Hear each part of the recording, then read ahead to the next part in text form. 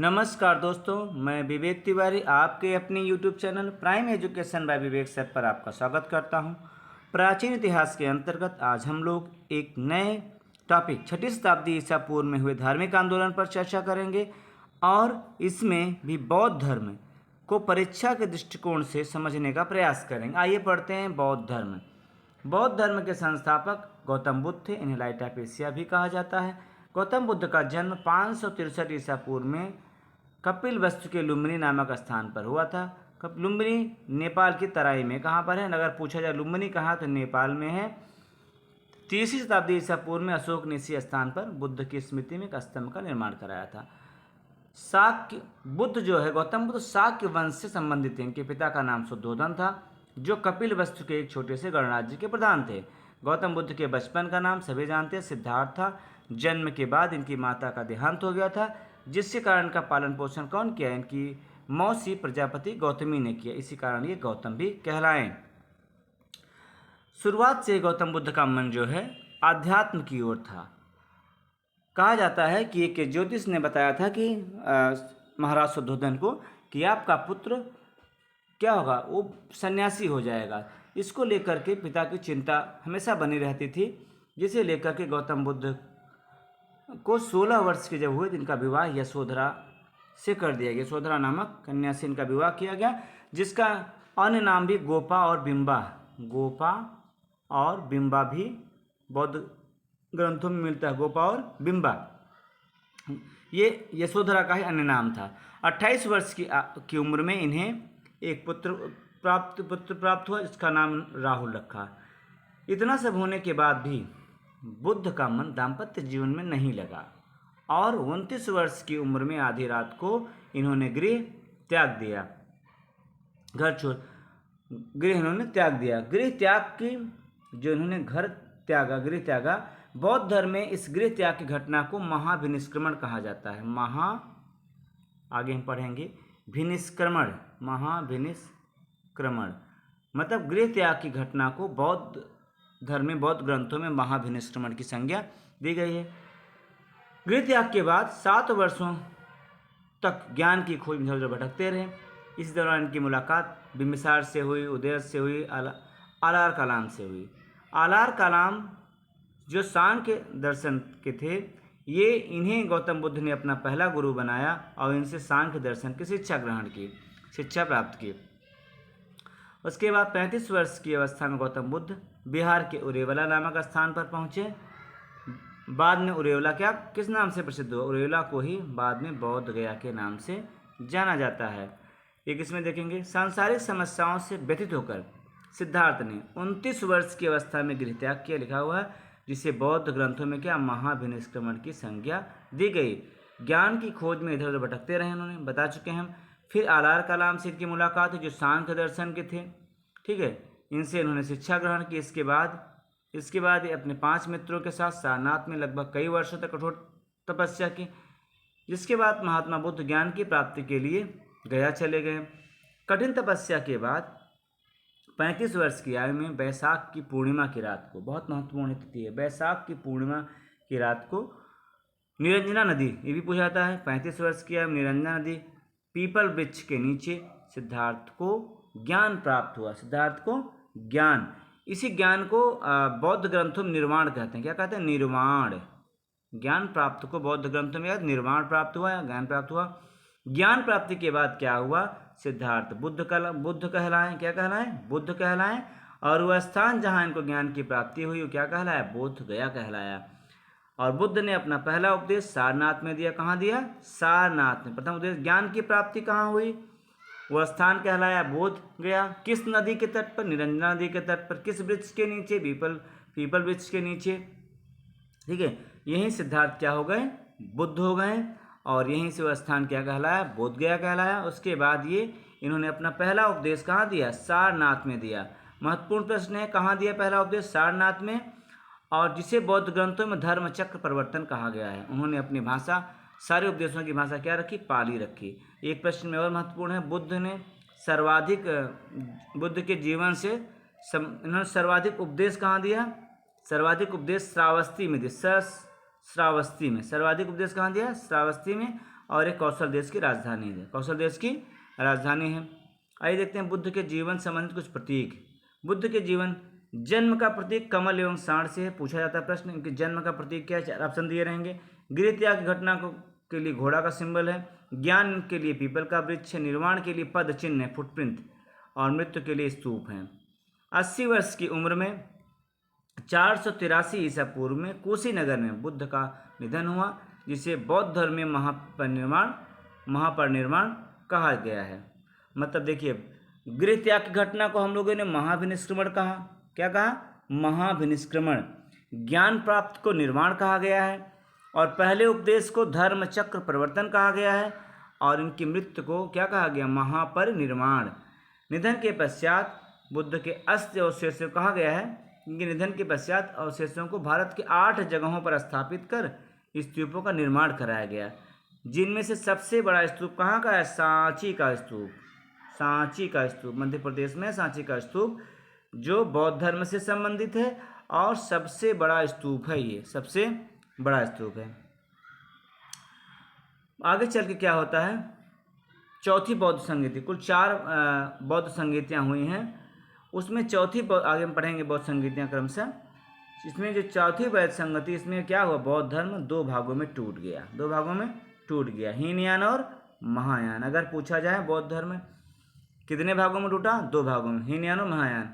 हीनयान में क्या है? यह बौद्ध धर्म का प्राचीन रूप है। महायान बाद में बना, ये नवीन है। हीनयान कठोर मार्ग है, इसके द्वारा कम लोग निर्वाण प्राप्त कर सकते हैं, जबकि ये सरल मार्ग है महायान, इसके द्वारा अधिकतर लोग। अच्छा, यह बुद्ध को अलौकिक गुणों वाला सामान्य पुरुष मानते हैं। जो हीनयान है ये बुद्ध को अलौकिक, मतलब उनके अंदर क्वालिटी है, बहुत डिफरेंट गुण हैं, अलौकिक है लेकिन है पुरुष वो। लेकिन महायान क्या कहता है? कहता नहीं, ये भगवान है, ये बुद्ध जो हैं ये भगवान है। फिर क्या कहता है? हीनयान कहता है ये बुद्ध को प्रतीकों की पूजा करते हैं। और महायान क्या कर रहा है? ये बुद्ध को मूर्ति पूजा कर रहा है।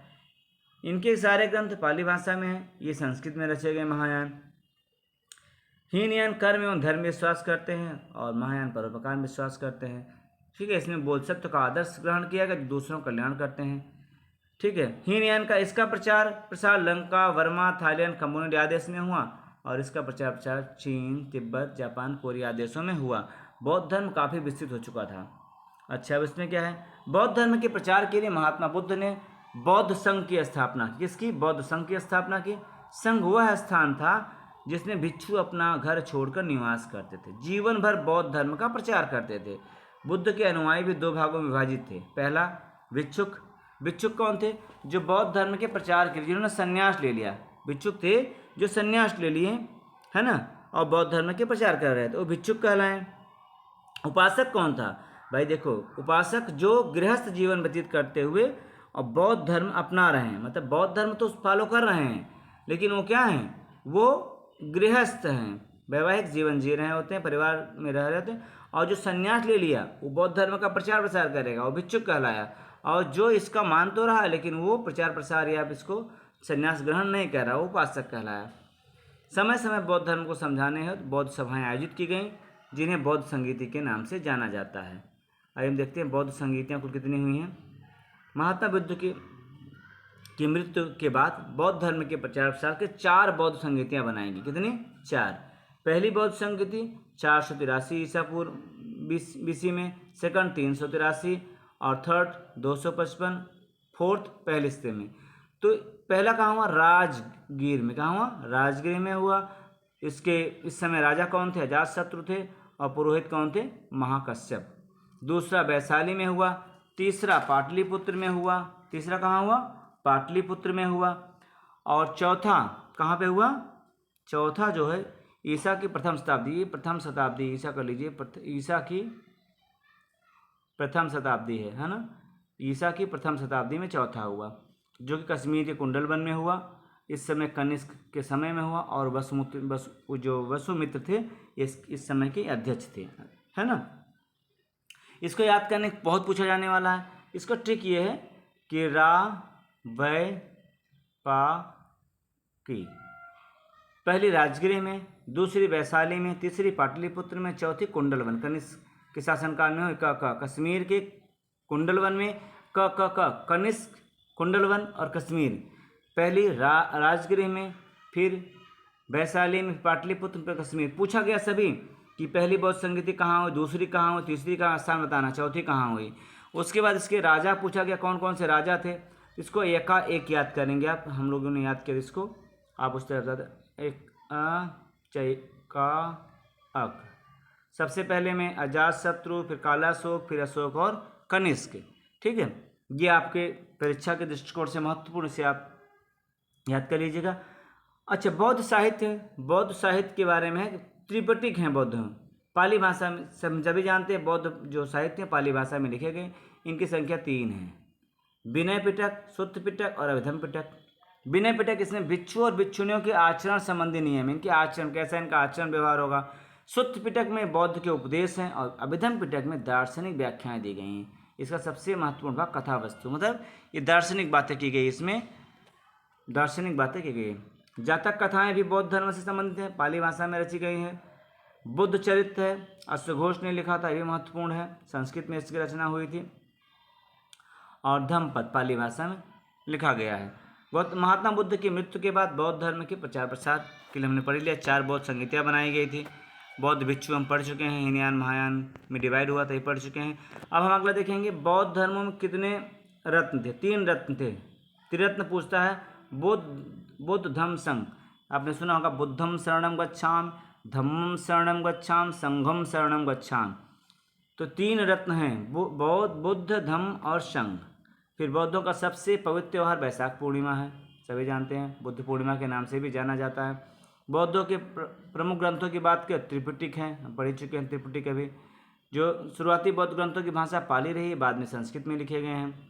इनका सबसे विख्यात जो विश्वविद्यालय है वो विक्रमशिला विश्वविद्यालय है, जिसकी स्थापना धर्मपाल ने किया था, विक्रमशिला।